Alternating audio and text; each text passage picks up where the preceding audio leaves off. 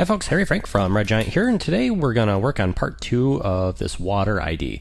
So last week we put together the water surface and we sort of dropped below, and then what we did was drop below to a subsurface shot where we had tracked it and put the ocean surface up on top, added some light rays, and that was about as far as we got. And actually we had the transition point a little bit rough, which I said we were going to smooth out, and we're going to cover a lot of it with particle effects. And actually, particle effects are really what we're going to be talking mostly about today. There's a lot to talk about when we get into water effects, and it's a great environment to show particular and all the different controls that we've got in terms of the spin and fractal field and gravity controls and all that. So let's actually let's see if I can open up week 4 so I can start where you started, or at least pretty darn close.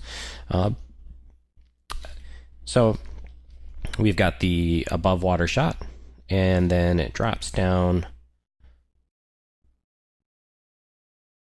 and we have the below water shot. Now, since last week, I did a little bit of fine-tuning to this. I did just put a little bit of a mask on here so that during the transition, there's not this hard edge as it moves in. So I put a little bit of soft feathered mask on here, and I have that actually animate during the transition. So by the time it lands, the mask expands up to the top.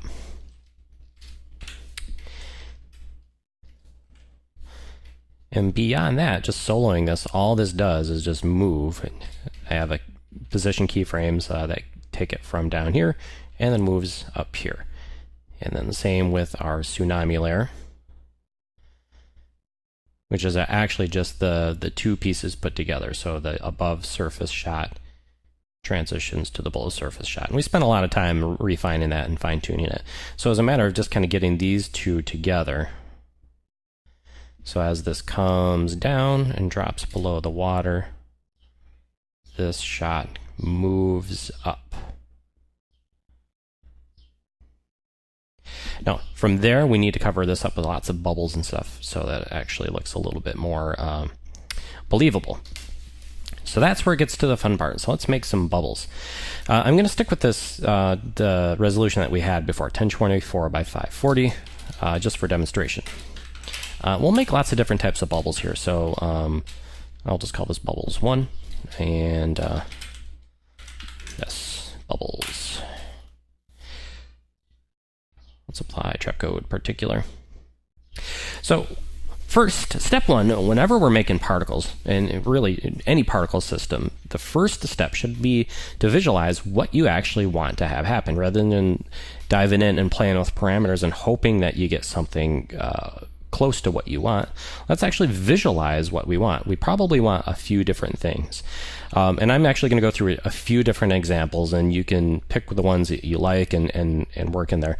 So the first set of particles I'd like would be sort of a column of bubbles that shoots downward at first due to the force of us sort of jumping in from our point of view. So we can, as we jump from the air into the water, we would pull some air down with us, which would create bubbles.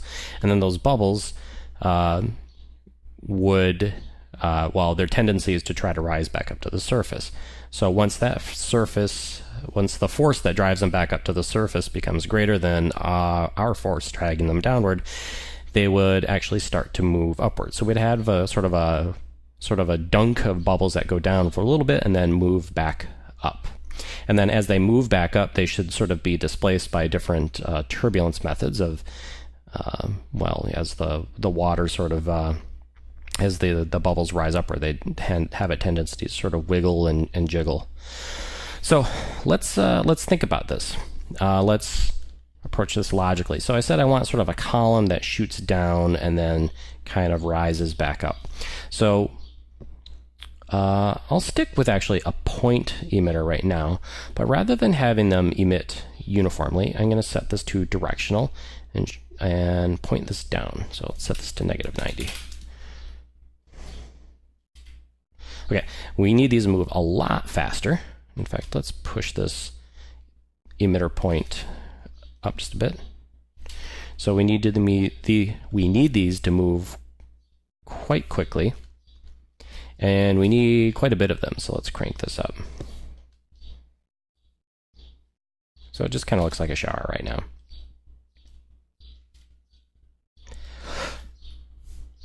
Now let's actually animate the particles per second so it starts from a large amount and then goes down to 0.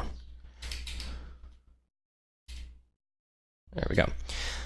So those particles actually, well, they just keep moving off screen because we have an initial velocity. The velocity at the point they are emitted is 1,300.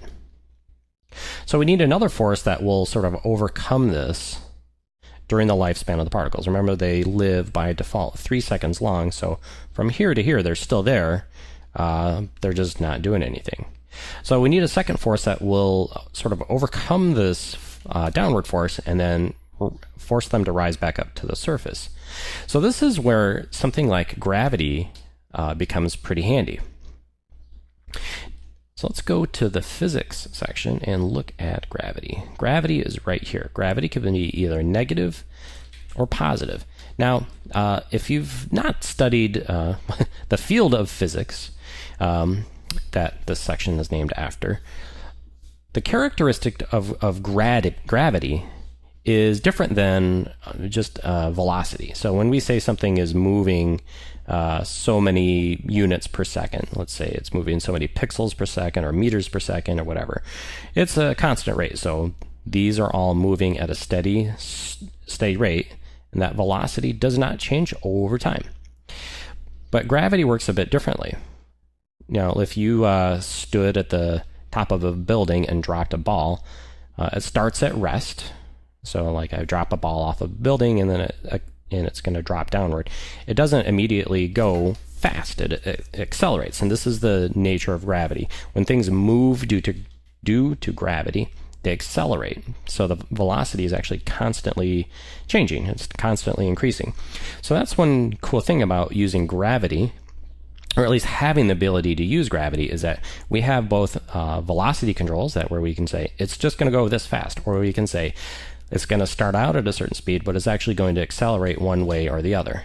So I'm going to use gravity, and actually I'm going to set this to a fairly high negative, or I guess low, but a fairly large value that's pretty high.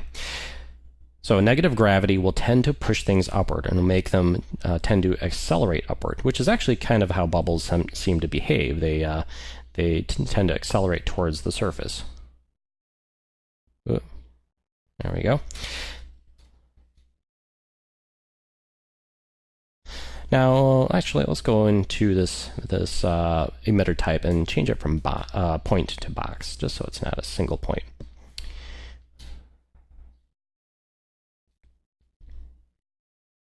So they actually shoot off screen. So if I increase this, or I guess lower it, this gravity here, we can just get exactly what we want to have happen.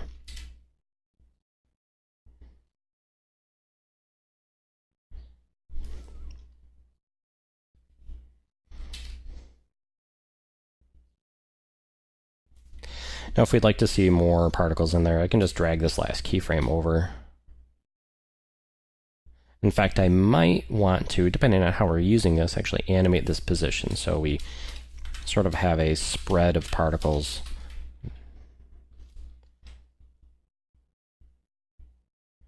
I don't know, it doesn't really make a huge difference. Let's just leave it still so we don't have too many parameters that we're worrying about here. So let's put this up towards the top.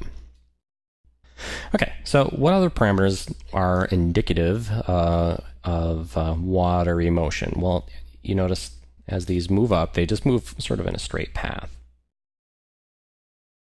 Now, as bubbles generally move, they tend to have some sort of turbulence to them. So let's go, actually, well, we're still in the physics section here. Let's go into air, even though we're actually underwater. But let's look at something like spin amplitude. I think we've covered this before, but actually, yeah, we did cover it in the birds. But I think this is going to help us out here. So I'm going to turn up the spin amplitude. So as these particles move up towards the surface, they're going to have a little bit of motion to them. So sort of a back and forth motion. And we can increase the frequency here so that they move a bit quicker than that. Let's also go into the particle section and turn up the size random a bit.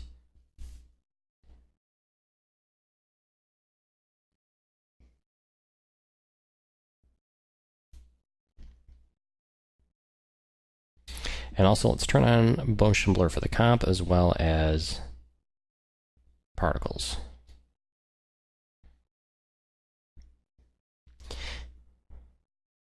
Now this is fairly accurate, but I think this initial, this sort of downward section here needs to be actually pretty abrupt because we're kind of dropping into the surface.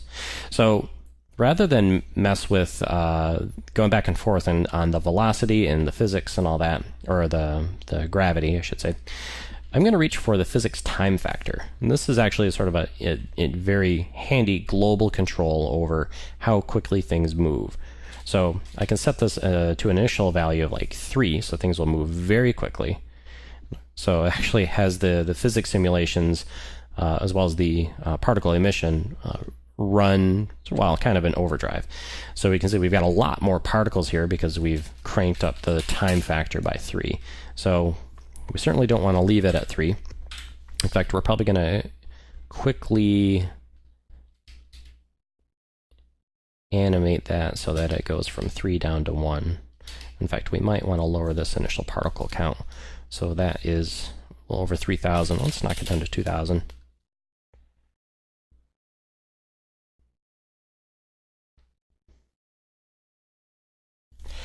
In fact, I think this velocity is probably a little bit over the top. Let's lower this down to maybe 800. And that also means, as I said, we weren't going to be going back and forth, but I think I want to do just a little bit of an adjustment here. It seems a little more realistic in terms of dropping in and pulling bubbles with us. Now, it does have this sort of like fanning out nature, and I don't think that is exactly what I want. So I do have this box shape, but they're fanning out because there's a directional spread that defaults to 20. So I could set that just to 0. And let's crank the overall emitter sizes up just a little bit. There we go. Maybe a little more velocity random, and I think that's probably good. Actually, I set that direction spread to 0. Now, if you like it to fan out, that's exactly what's controlling that. So you're not going to get this sort of wide fanning out at the end unless we crank up that directional spread. So that's one use of gravity. I think gravity is really handy to have. We also have wind, but wind is a steady velocity. So I could use wind to blow them in the other direction and overcome that downward velocity. But I think gravity on its own works a lot better because we naturally have these two different forces overcoming each other: the downward velocity and the upward acceleration due to gravity, or whatever the force is that actually makes bubbles rise to the surface. I'm sure there's a name for it that I probably should have looked up before I did this lesson, but I think we're doing pretty well here. So we've got our bubbles sort of moving back and forth, oscillating.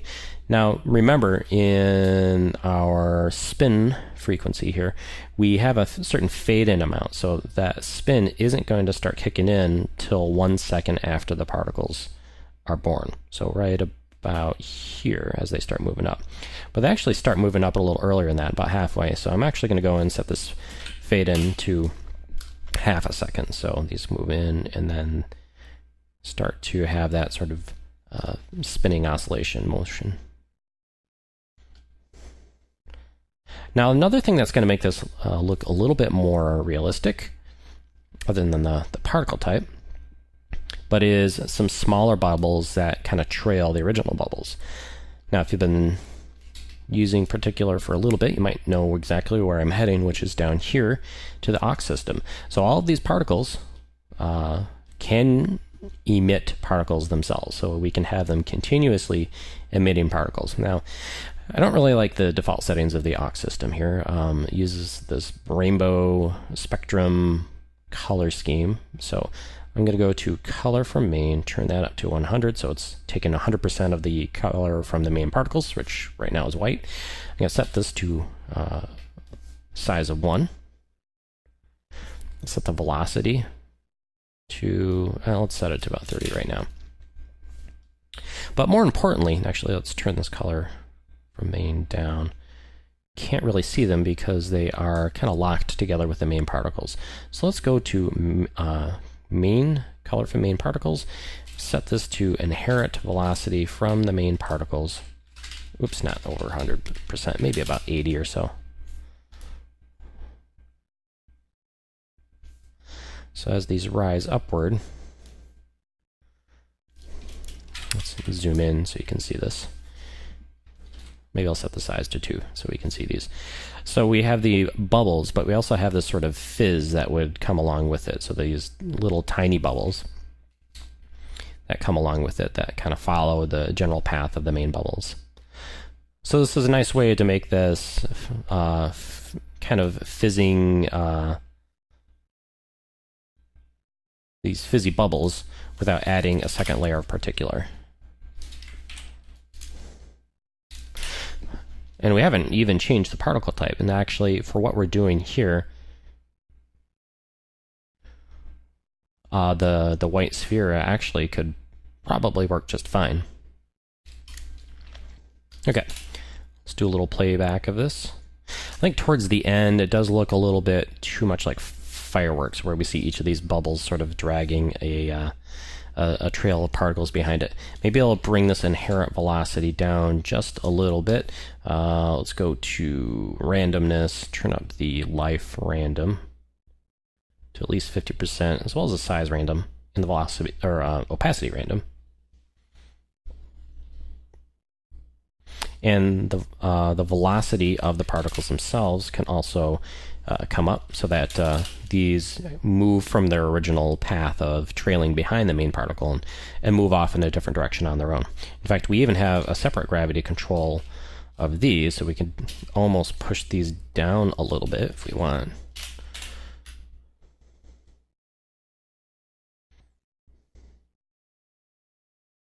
Okay.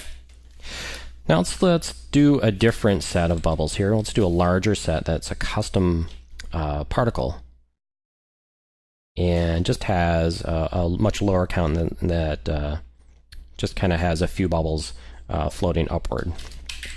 So let's do bubbles 2. This would be sort of a large bubble.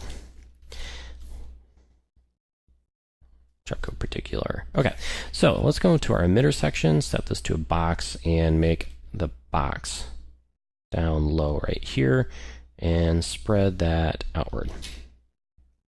There we go. Let's set this to directional, and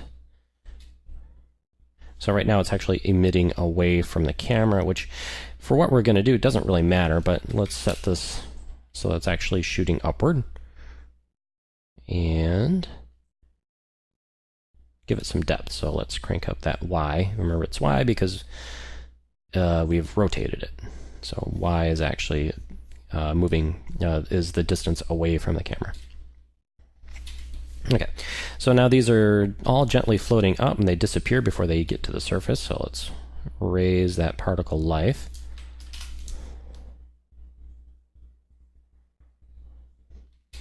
Actually doesn't look too bad for just on its own. But let's go in and explore some other options here. If we want these, again, these are just floating upward. I want a little bit of acceleration here because I think that is a lot more realistic for bubbles. So let's go into gravity, set that to a negative value. I'm just holding down shift, and that goes in increments of 100. There we go. Maybe that's a bit much. Let's tone that back a little bit. And let's lower this position so we don't see these emitting or so we don't see these particles being born.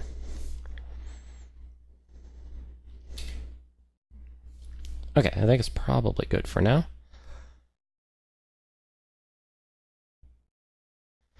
Now, if we want, to make a bubble, a small bubble, we can try using form. There's some good reasons to do this.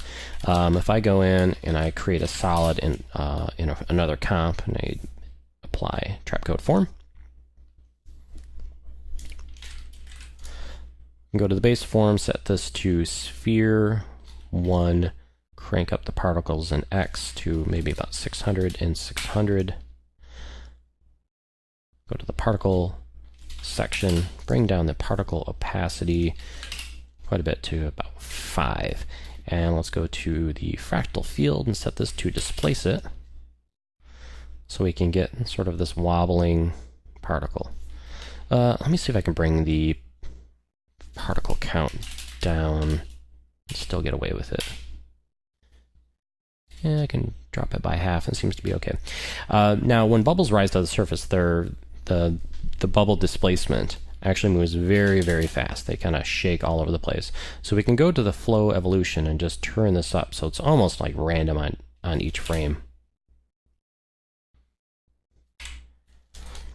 Now, if we're going to make a loop for this, I would try to keep this pretty low. So rather than a 6-second loop, I'll make at least a 3. Go into our fractal field here, set this to flow loop. That will loop the fractal upon itself. And I have to manually set the loop time to what I want it to be, which is 3 seconds, the length of our comp. If you want it to always to be the length of the comp, you can just set an expression and say this comp dot duration, lowercase d. So that would be equal to the comp duration and length. That way you don't have to type something as complicated as 3. But for whatever reason, if you're going to be changing the comp length to something different, this will automatically adjust itself. Not exactly that useful right here, but I thought I'd show you. Now, the smaller we can make this, the faster it's going to render. So I'm going to see if I can get away with a 200 by 200 particle. And let's size that solid down. Go into form and set this to 150 by 150 by 150. And let's just give a little bit of color.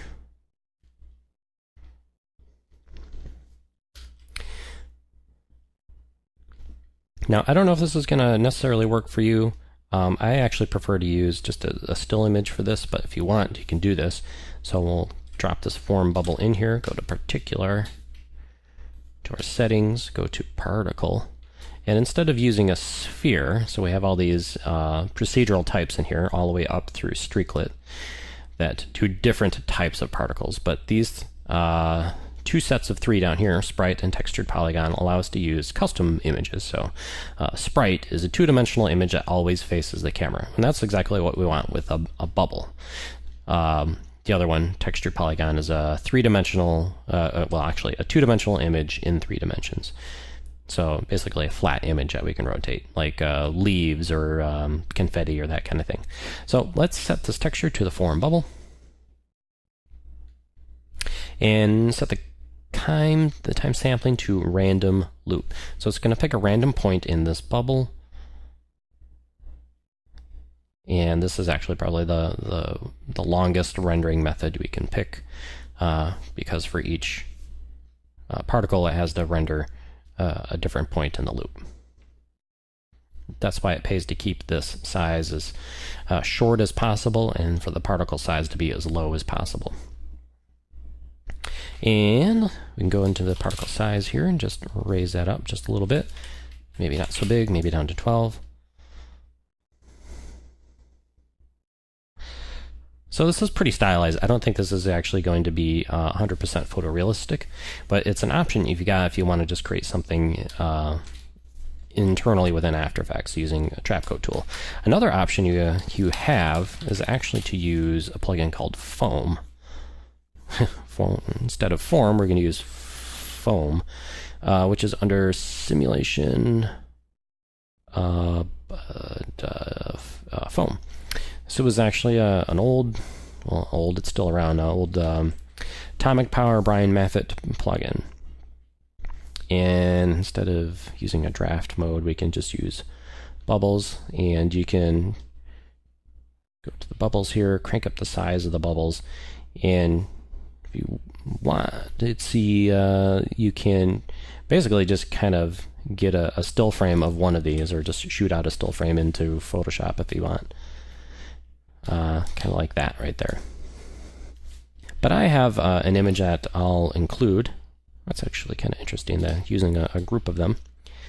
Yeah, I kind of stumbled upon an interesting method here. So we got these clusters of bubbles. Set this to size random. And if I don't like the color, I can just set this to sprite colorize and pick a different color for them.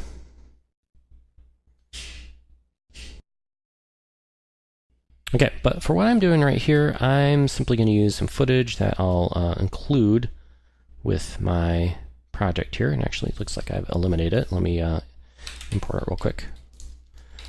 Elements, PSD, bubble.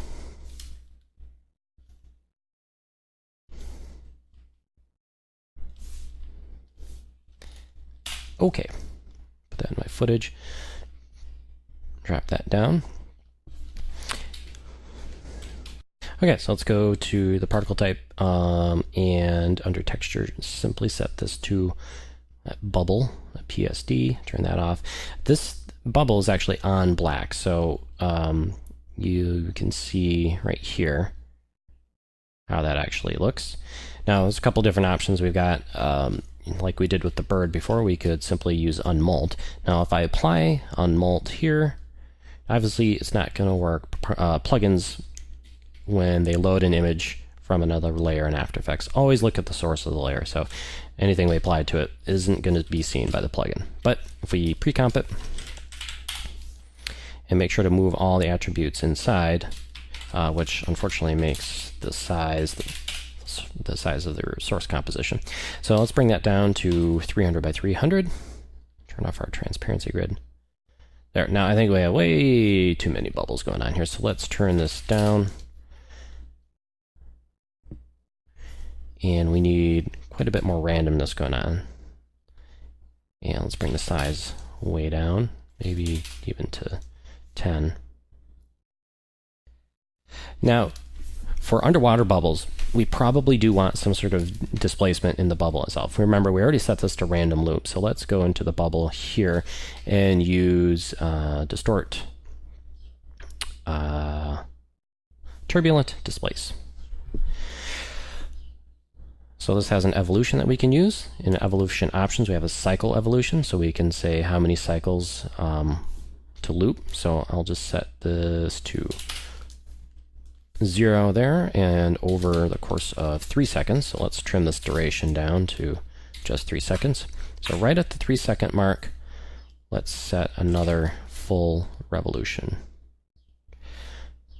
So let's trim the complexity a little bit. I don't know if we need... Yeah, we probably actually need this to move quite a bit quicker. So if we want our very fast moving bubble, let's set that to 10, but also in our cycle evolutions, let's have that loop at 10.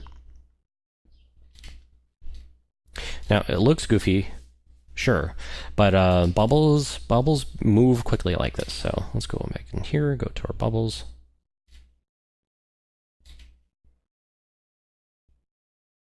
There we go. And like we did before, if we want, you can actually go into the aux system and set this to emit even more bubbles. Let's turn the color from main up to 100, so we're not getting these rainbow bubbles. And let's just bring the overall particle count way down. So this is just sort of like ambient floating bubbles. And actually, to make this a little bit easier to see, let's make a background. That's not red. So let's go to generate. I always forget where that is. Generate ramp to make a gradient. So let's make this black and maybe like blue and move this point up. can always add a little bit of a glow to punch these up.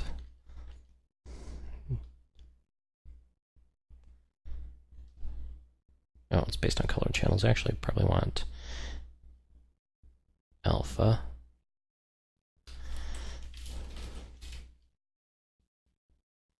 Again, if we want the trail to sort of move with it, let's go to the aux system, control from main particles, and inherit some of that velocity so that they actually move upward and have a little bit of velocity with them, so they kind of spread outward from that main particle. In fact, let's crank that up. We can also set the emission probability to something like 50, so it's not just emitting a line of bubbles. It doesn't always emit a particle from behind.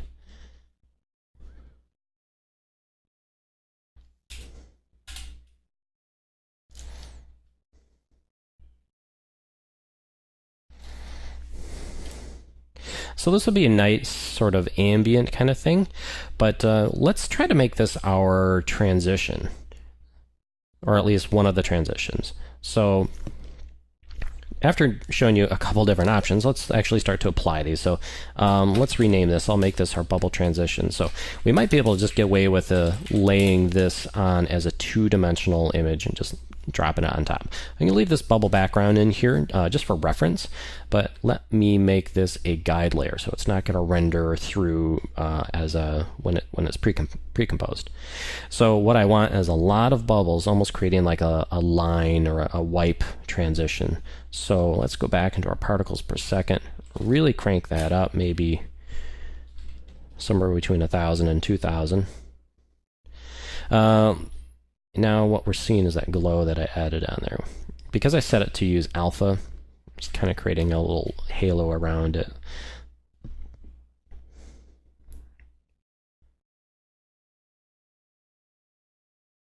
Let's just remove the glow for now. Actually, let's set the blending mode to maybe add.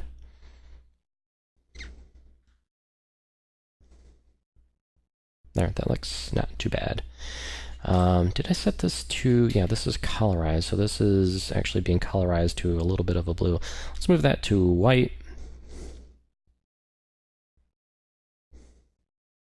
There we go. So let's keyframe this from a lot of particles down to not a lot of particles. So let's set that down to 0. So we should just end up with sort of a line of particles that kind of drifts through the screen. Now the more spacing we have between these two particles here creates a sort of trail behind that. And I think we could turn that up just a little bit more.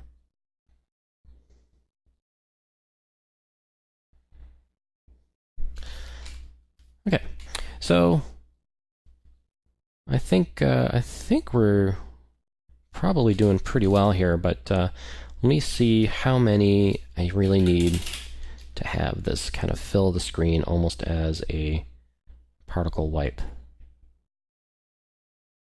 Something kind of like that. So let's, I'm actually going to pre-render this. Let's see how long it takes these to leave the screen.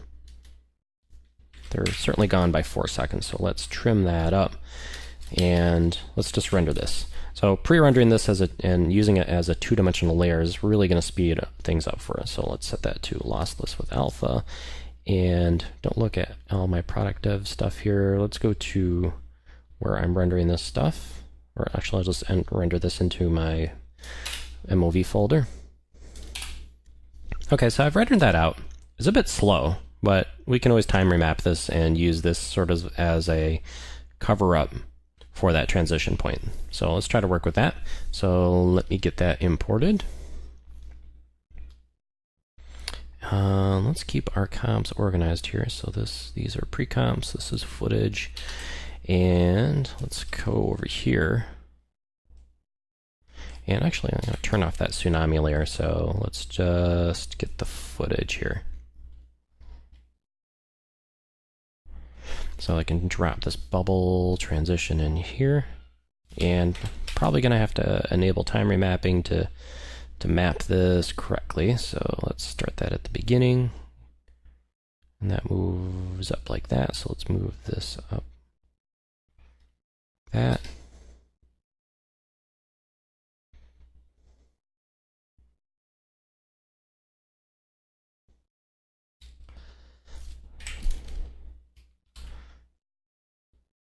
Don't want this starting too soon. So I want it kind of coming in right along with that.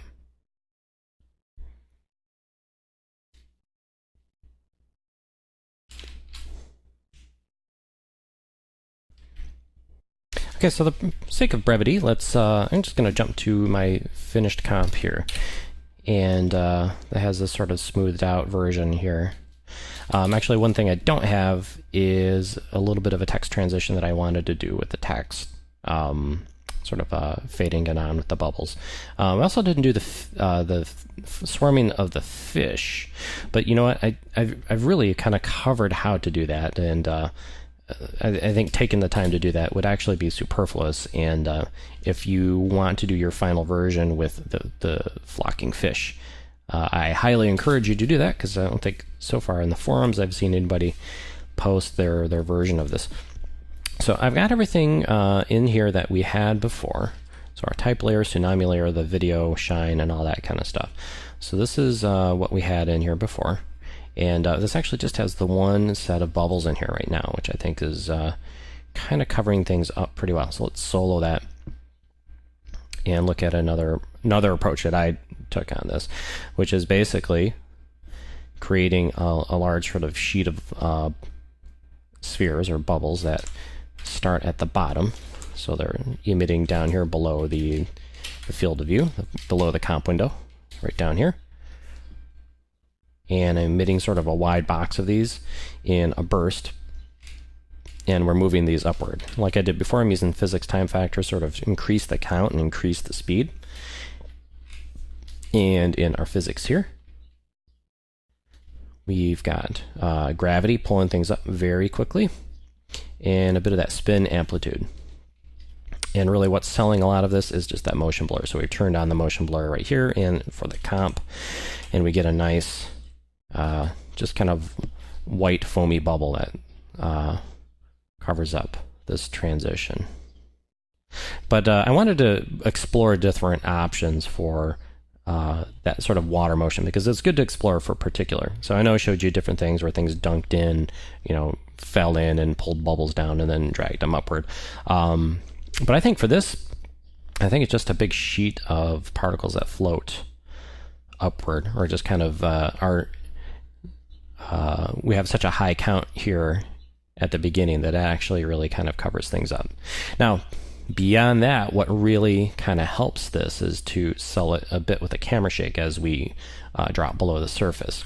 This is actually my very, very first tutorial. So actually, let's set this up. 6 years ago, almost 6 years ago, last month, I recorded my first tutorial.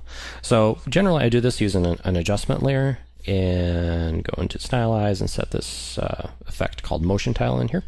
And I also add a little bit of expression control slider, and I call this amplitude. So we're just going to animate this from 0 up to however much of a camera shake I want. So let's say I'll set this to 200 and then animate it back down to 0. So it's going to go up and then back down. In fact, we can set that to ease in so that it kind of settles back down. Now that is the amount of camera shake. So what we're going to do is go to our tile center here and set an expression. So let's go to the stopwatch, option click, pick with, oh actually let's start with a variable. So A equals, and we'll set this to be the amplitude. I'm sorry, I couldn't get to that. Here, try that again. So A equals, grab the pick whip, go down here, target the slider. So now we have that slider connected to this motion tile. Now I can just use the wiggle expression, which basically makes it, well, wiggle all over the place. And we have two numbers in here, generally set it to something like 1 and 10. If I could type, there we go. 1 would be a frequency of 1, so how many wiggles per second, and 10 would be the amplitude of the wiggle. So how far in either direction, positive or negative, that it's wiggling. So if I set this to 200, it's going to wiggle this tile center 200. And if I set this to 20, it's going to wiggle quite quickly. So instead of using 200, I'm just going to use A, so that it's going to vary this over time. So we get a, notice the tile center is kind of moving all over the place. And then in our settings here, let's make sure that we have this set to mirror edges. And so from here, we have to drag these keyframes to the appropriate time. So it's just to make sure that these are actually in the right spot. So we're actually above the surface right here, and then it looks like we hit the surface somewhere around here.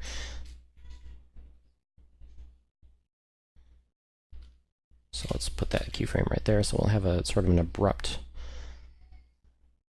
jump and shake right there. So you can see where the edges where the edges are mirrored in places. But if the motion blur should really kind of cover that up, and that's where you want a high enough of an amplitude. So this amplitude right here is going to be the maximum amount of movement in any direction that this motion tile is going to have. So right now we have this set to 200. So if you find it's not enough, if I set this to 300, you notice we've got even more motion blur going on. If you need to exaggerate it even more, you could go into the advanced section here and raise your shutter angle to something like 180 to get even more motion blur as it hits the surface and drops down. Let's do a super quick render here. There we go. That wiggle right at the end, I think, is not quite ideal. Let's trim this keyframe up towards the beginning just a bit. Just do my quarter frame render here. So drop below the surface, we have a little bit of shake around from that wiggle. And then there we go. So that's actually feeling pretty good.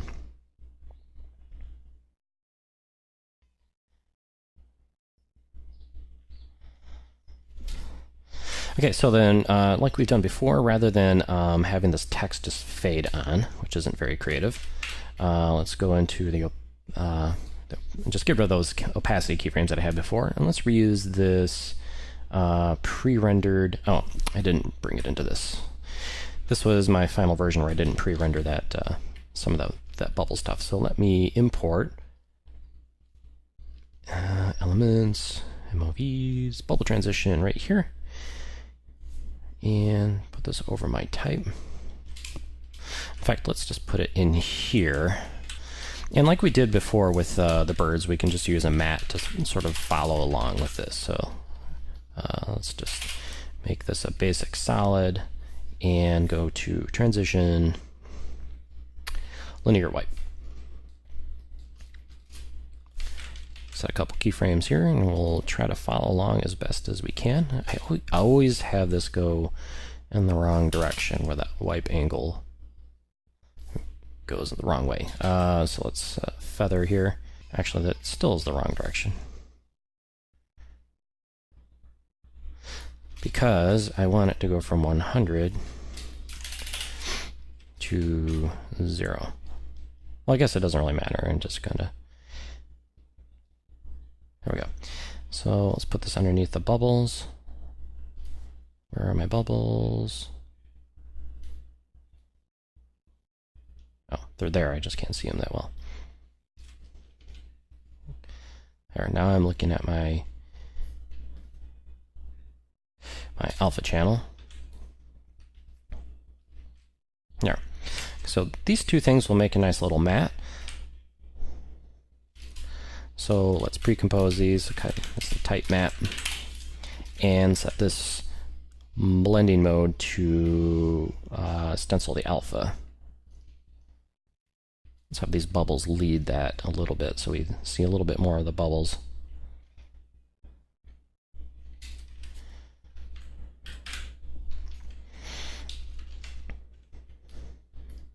I'm going to do a little bit of time remapping on here so they move a little bit quicker. There we go. So now this type should actually have something a little more stylized when it fades in. So if I bring the timing in,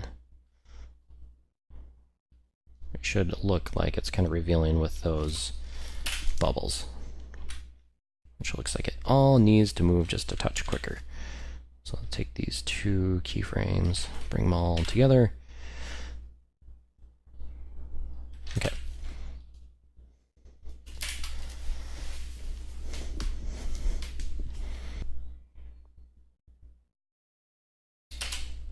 All right, so one last look here. One detail I guess I'm kind of nitpicking is how sharp these words are. So this tomorrow, Monday 11p, the style of that doesn't quite fit the scene. So we might just, well, first of all, probably should just add some motion blur so as things move, it has a bit of blur with it. But beyond that, I would actually add just a little bit of blur. So my name's Harry Frank for Red Giant. Thanks so much for watching. We'll see you next week. We'll be starting a new ID with the jungle theme, so we'll be doing a couple Earth IDs. So we'll see you there. Until then, we'll see you on the forums.